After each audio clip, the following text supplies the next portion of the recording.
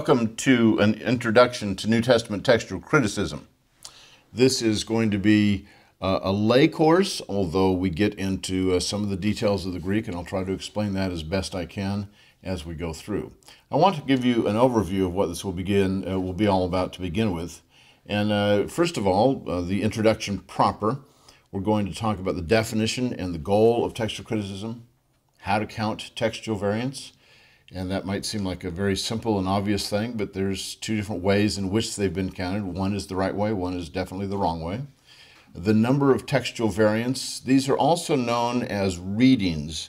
That is the wording that is different from one manuscript to another. That's a variant or a reading. The nature of variants, recent attempts to change what the goal of textual criticism is. And each one of these is a separate lecture. Then we'll look at the materials and methods in making ancient books. And then the materials for doing New Testament textual criticism. This will include the history of the transmission of the text, that is from ancient times until the time of the printing press, and it's a brief history looking at some of the aspects of what's happened. Illustrations of scribal corruptions, and we'll be looking at that in two different ways. One is unintentional changes. What ways did the scribes change the text that they did not intend to change? And then we'll illustrate scribal corruptions that are intentional changes. And you might say, wait a minute, scribes actually intended to change the text? Well, yes, they did. Many times they did so. Most of the time they did so probably because they thought the scribe who wrote before them had made mistakes, and so they're correcting those mistakes. But by making that correction, they actually are introducing new mistakes. But we'll look at those kinds of things, and we have very clear documented evidence of the kinds of mistakes that scribes made.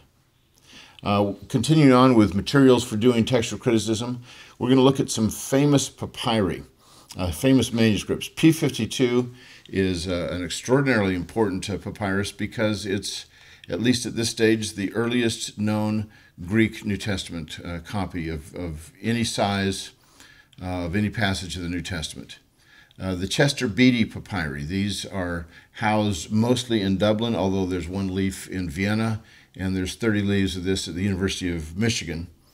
But the Chester Beatty papyri have, they include the earliest copy of Paul's letters, the earliest copy of Mark's Gospel, earliest copy of Revelation, and not to mention a number of very important and early Old Testament manuscripts.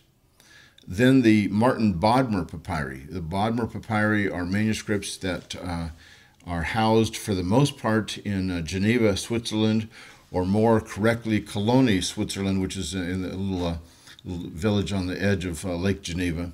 And we'll talk about what they are and where they are now, because there's been some shifts in the last few years.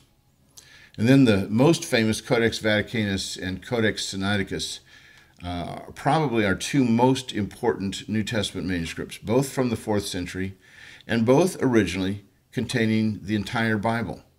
We have a grand total of 4 early manuscripts that almost surely contain the entire Bible originally. They're all from the 4th or the 5th century. And so we'll be talking about all 4 of them. Then the next 2 will be Codex Alexandrinus and then Codex Ephraemi Rescriptus. Codex Alexandrinus is in the British Library, and Ephraemi Rescriptus, also known as Codex C, is in the Bibliothèque Nationale in Paris. These are 5th century manuscripts, again, very, very important. Then the most bizarre manuscript of the New Testament is Codex Bezae, named after Theodore Beza, not because Beza was bizarre, but because his manuscript was bizarre.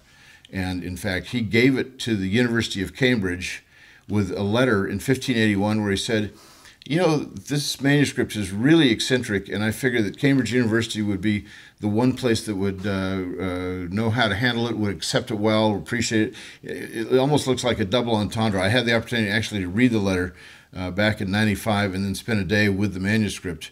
But is this a dig against Cambridge? I'm not sure. But then there's Codex Washingtonianus, which is in Washington, D.C. It's the most important New Testament manuscript that we have in the United States.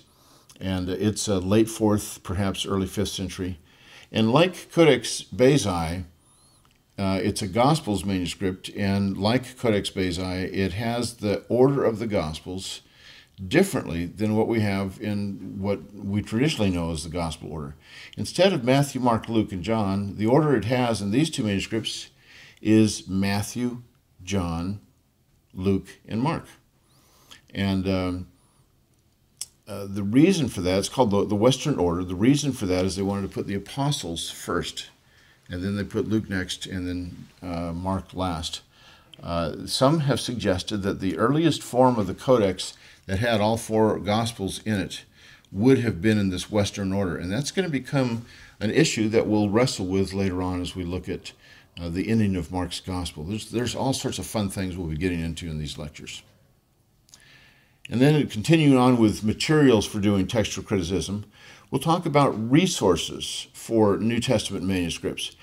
The resources are so vast that I had to limit it to things essentially that you could access through the internet, rather than saying, here's about $5,000 worth of specialized books that you guys need to get if you want to learn about textual criticism. All of this is on the internet, and all of it is free. The Institute for New Testament Textual Research in Münster, Germany, which has an English site. This is the granddaddy of all text critical institutes, and it's got some very important materials on their site. We'll talk about how to use these sites as well. The British Library. Both Codex Sinaiticus and Alexandrinus sit next to each other in the British Library, in the same room that the Beatles' White Album is in. First edition, of course. Then there's the Evangelical Textual Criticism website coming out of Cambridge University from Tyndale House. And they've got some really nice discussions of things. And finally, we'll talk about the Center for the Study of New Testament Manuscripts.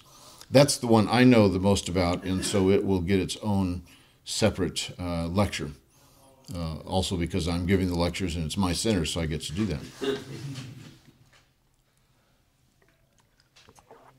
And then we'll talk about the methods for doing textual criticism. We'll discuss the Greek text behind the King James Version. There's a lot of things that most people simply are unaware of as far as the Greek text is concerned that was used for the King James Version production. That text is known as the Textus Receptus, and the Textus Receptus actually was part of an advertising blurb that came out in a Greek New Testament 22 years after the King James Bible was produced. In 1633, the Elzevirs, an uncle and his nephew, produced a Greek New Testament where they said, here's the text that's been received by all. So it's the received text, if you will, the Textus Receptus. And we'll talk about the Textus Receptus and the doctrine of preservation. It'll be an important thing for us to wrestle with, whether there is such a doctrine, and if so, does it mean that that Greek New Testament is the one that God has preserved? And we'll discuss the history of the discipline since the TR, or the Textus Receptus. If we go all the way back to the first published Greek New Testament done on a printing press, it was Erasmus's Greek New Testament published on March 1st, 1516. It was originally called Novum Instrumentum, but we will call it Textus Receptus as the term that has been adopted for that basic kind of text that's essentially Erasmus's text from 1516 for many years, even a couple of centuries afterwards. And we'll discuss the discipline since his text was published. And we'll talk about the discovery of Codex Sinaiticus, which is one of the most fascinating discoveries of a New Testament manuscript ever. In fact, Tischendorf, this fellow who discovered it in 1844 and 1859, is probably the man after whom Indiana Jones was patterned. They don't look at all alike, but nevertheless, it seems that they were taking a page from Tischendorf's life to come up with Indiana Jones. He'd pack his gun to drive off the snakes and the wolves and things like this in the Middle East. It's fascinating. And we'll talk about Westcott and Hort, two very evil men, according to some, who were part of the occult, according to some, and the dethroning of the Textus Receptus. We'll talk a little bit about their lives, but especially their theory and how they ended up dethroning this Greek New Testament that had been the standard text since 1516. And we'll discuss the methods for doing textual criticism, principles of reasoned eclecticism, which involve looking at the information internally as well as externally. That is, what is the scribe likely to do? What is the author likely to have written? That's the internal evidence. The external evidence has to do with, let's evaluate these manuscripts in terms of their date and their character. Let's look at manuscripts that are in a group, a particular family. What are the best family representatives? What are the best manuscripts that represent that type? It's kind of like my family and I used to show dogs, and so when you show a dog, it has to conform to that family. You have to show its bloodline to show that it's a pure dog. We don't have any of that for these manuscripts. There's not a single manuscript that is a pure bloodline for any family group. But even those that are pure line dogs, some of them look a little bizarre. We showed beagles, and there were some dogs that I'd swear were not beagles that were in that dog show. But you're looking for the best kind of a representative of that particular type. A good-looking beagle is not a good-looking basset hound. It's not a good-looking Labrador. They're different, and we need to keep those kinds of things in mind as we look at this. And then you also look at geographical distribution, a very important issue of when there's a particular reading, the wording of something that we find in some of the manuscripts. Let's say we find it in a church father in the 3rd century in Carthage, and we find it in a Latin manuscript in Rome in the 3rd century, and we also find it in Greek manuscripts in Egypt. Well, you start putting those things together, you say, this same wording is found in 3 different witnesses over a widely disparate geographical region. Maybe there's something to it. Maybe it goes back to an earlier ancestor, and that's how we're going to be putting it together. And we'll sum that up and show how these two halves work, the internal evidence and the external. So you're going to get a lot of material on textual criticism, and yet, frankly, it's just, to call it the tip of the iceberg would be an injustice to textual criticism, because you're not even getting the tip of the iceberg. If the tip of the iceberg had a tip, maybe that's what you're getting. But we'll still be covering enough to make you really dangerous, I think. All right, then we'll talk about some famous textual problems, and we will be looking at textual problems that are in the Gospels, in Paul's letters. We'll look at some in other parts of the New Testament as well, and we'll include the 2 most important, or I'd say the 2 biggest textual problems in the New Testament in terms of the number of verses. Mark 16, 9 through 20, and John 7, 53 through 8:11. Those 2 passages involve 12 verses each, and there's a lot of emotional baggage that's attached to them in terms of are these authentic or not, and the people who fight over them, it's pretty dramatic and fascinating. Nevertheless, these 2 passages, we'll see if they affect any doctrines, and we'll also ask the question, are there other passages that are like this? The reality is, no, they're not. These are the largest passages by far of any textual variants. The next largest is 2 verses, and we have about 24 places where we have 1 or 2 verses. Then everything else after that is much smaller. So that gives you a basic overview. Then we're going to sum all this up and review some of the material in asking the questions what we have now, what they wrote then. So that gives you an overview of the course, and I'm exhausted just thinking about all these things. All right, let's begin with an introduction, definition, and goal of New Testament textual criticism. In general, we can say, and by in general I mean not related to the New Testament, but for any ancient document, we can say that textual criticism is the study of the copies of any written document, and by that we mean the handwritten copies of any written document whose original, which is often called the autograph, and I'm throwing some new terminology at you. There's a whole vocabulary you have to learn for textual criticism, but it's important to think through some of these. I'll keep it at a minimum. Whose original or autograph is unknown or no longer existent. for the primary purpose of determining the exact wording of the original. We even have to do textual criticism on documents that were written after the printing press was invented in 1454. Lincoln's Gettysburg Address. We don't have the original document that Lincoln wrote out. What we have is 5 very early copies that were written, they're first generation copies written by his secretaries, and we have hundreds of people who were there when he gave the Gettysburg Address, journalists who took notes and published what he had to say in their newspapers. And so even on things during the era of the printing press, it's sometimes difficult to get it exactly right.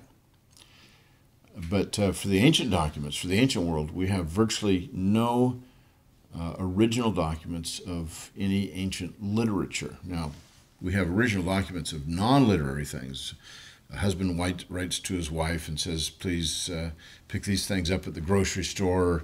The son writes from the battlefield to his dad and tells him how the fight's going. Those are non-literary texts. As far as literary texts, we have virtually nothing. We have a scrap of 1 or 2 classical authors, just a few verses, and that's it.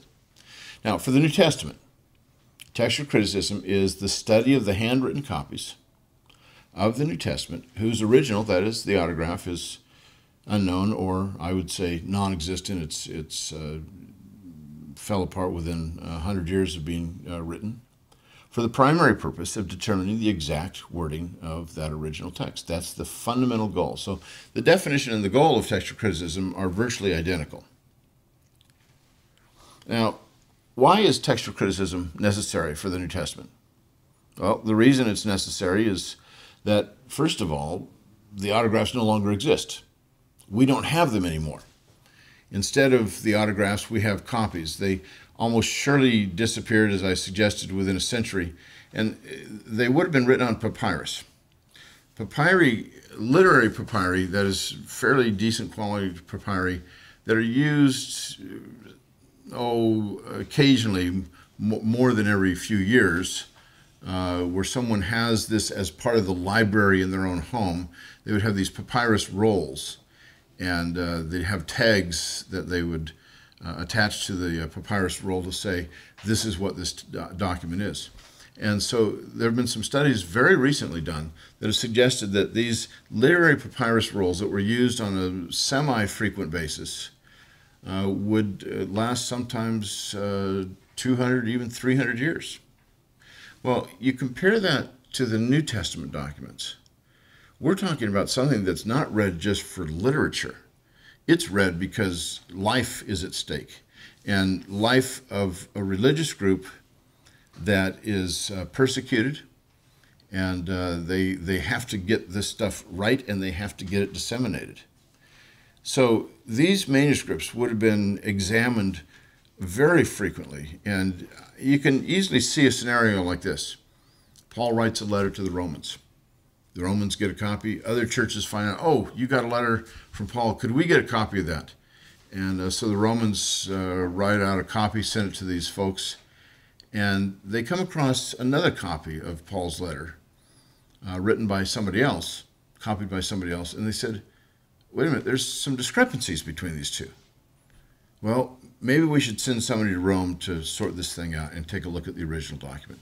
This kind of thing must have happened over and over again.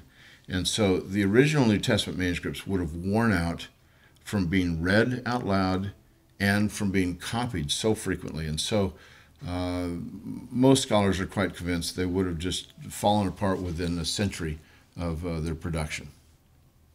Well, so they no longer exist.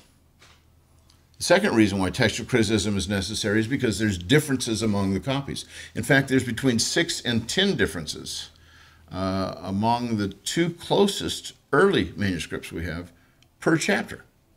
Well, you multiply that out by 260 chapters, we've got over 2,000 differences among these manuscripts. That's quite a few. And so then you look at manuscripts that don't agree with each other very much. Now we're looking at a pretty sizable number. Now, if we still had the autographs, then textual criticism would not be necessary. Why do it? You got the original, we know what it says, that's fine. But if we didn't have the autographs and yet all of the copies were exactly alike, then textual criticism would not be possible. It's not that it wouldn't be necessary. They might be all exactly alike based on a later copy. So it might still be necessary, but something that couldn't be done. This is, to a degree, that second category is to a degree what Muslims face. They claim that all copies of the Quran are exactly alike, which is actually not at all the case. But what we do know historically is that Caliph Uthman, the leader of the Muslim religion, within a few decades after Muhammad had lived, gathered up all the copies of the Quran. There were quite a few of them that were rather disparate from one another, and he burned all of them except his one preferred copy. And so then there were strong penalties about making any kinds of errors in the copying of the Quran from that point on. Well, that's very good for the history of the Quran after that point. It doesn't help us at all for recovering the Quran before Caliph Uthman came along. And so even Westcott and Hort talked about this, saying it's not possible to get back to the original Quran because Caliph Uthman destroyed all those earlier copies. So if we had the autographs, it wouldn't be necessary. If all the copies were exactly alike, textual criticism would not be possible. What's interesting is that even Bart Ehrman has a view that is very similar to what Muslims have about their own sacred texts. In fact, Ehrman's view is along the lines of what Textus Receptus people have. These folks who are King James only and God inspired only one text, and it's this Greek New Testament that Erasmus put together. They tend to say that's exactly what the original text said. And Ehrman has argued that if God took the trouble to inspire the texts, then he should have taken the trouble to preserve the text exactly in every single manuscript. Well, his problem with Christianity is that it's not Islam. His problem with the bibliology of us dealing with the text of the New Testament is that he wants it to be like what the Muslims claim for Islam and what KJV only people claim for the Textus Receptus. And yet no Christian theologian throughout the last 2,000 years has ever suggested, oh yeah, this is what we expect, that the text has been preserved exactly in all the manuscripts just like the original. But that's what Ehrman wants. So in a sense, you might say he's disappointed with the way God has done things. We'll talk about his views as we get into this course. Okay. Well, in this respect, textual criticism is no different from the textual criticism for any other major religion. That is, the New Testament textual criticism is no different. That is, we don't have the originals. The copies differ. And I said that Muslims argue that all of their copies are exactly alike, and yet even the Quran has manuscripts that have errors in them, although this has not been admitted by Muslims. The Quran is starting to be really seriously investigated by scholars in the last few years, and it's ramping up. Some Christian scholars and others who are examining the Quran, sometimes when a fatwa is put on their head for doing so. But here you have, for example, a leaf of a Quran manuscript that's got several erasures and rewrites in it. And this is a short leaf, very minimal text, and yet you see half a dozen places where the text has been erased and rewritten. There have been some Quran manuscripts that have been found recently that are in the process of being published that are known as palimpsest. That is, they're parchment manuscripts where the text was scraped off and it was reused and more text was written on top of it. The undertext is Quran and the upper text is Quran, but they don't say the same thing. And so you wonder why that happens. Well, it seems to have happened because these scribes felt that we can't have any mistakes in the Quran, and therefore to make sure that we don't have any mistakes, we'll just erase that undertext that has those mistakes and create new ones. And now with some phenomenal technology, we can read that undertext that we did not know existed before. So the secondary objective, let's get back to the New Testament. The secondary objective is to trace the changes to the text in various places and times to gain a window on the shape of ancient Christianity. It's important for us to know how the Christian faith was played out, was worked out, was viewed in various regions in the ancient world. And what you need to recognize is this. The text that these people inherited, the one that they used, is the one that they considered to be the authorized, authoritative scripture. Just like in England, after 1611, the authorized scripture is the King James Bible. That's what God must have inspired. And that's what they used for centuries. Or the Vulgate, the Latin Vulgate, that was the principal text used by Roman Catholics for over a millennium. That is the inspired scripture. And whether those things match the original or not, the fact is that they are still what Christians in those parts of the world in those times are regarding as scripture. And so it's interesting to see what they consider to be scripture, and it's also interesting to see how they change scripture to fit in with their own cultural needs. There's going to be some things that they do that may be a little bit disturbing to us. But we also need to distinguish between manuscripts of the New Testament and manuscripts of other early Christian writings. For the most part, other early Christian writings are far more corrupt than New Testament manuscripts, especially those that were produced by heretics, or at least not people that were squeaky clean in their orthodoxy.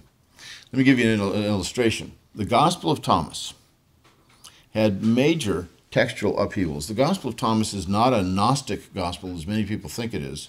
It's kind of Gnostic-like, or proto-Gnostic, or at least open to becoming Gnostic. It was found, the only full copy we have of it was found in Nag Hammadi in 1945. And we've discovered also at least 3 Greek fragments that we didn't know were part of the Gospel of Thomas until this whole gospel was published. But these fragments began to surface in the late 1800s. Nobody knew what they were. And they said, oh, the Gospel of Thomas, they're part of this. But when comparisons were made between the two, there was upheaval in the order of these sayings of Jesus and what the actual words were. The text really went through some significant changes. And Tim Raschuti has done the work on this. He was an intern of mine at Dallas Seminary. He studied Coptic and Greek and wrote a chapter in a book that I edited. The chapter is called Tracking Thomas, a text critical look at the transmission of the Gospel of Thomas. And he compared the Greek fragments with the Coptic in the places where they line up. And this was in Revisiting the Corruption of the New Testament, a text that I edited for Kriegel in 2011. Important chapter, and these are important things for us to think about, that when it comes to the corruption of the New Testament, it doesn't go through the same kind of upheaval and really massive alteration that other ancient texts, even other ancient religious texts, go through. Well, until a few years ago, everyone thought that they knew what original text meant.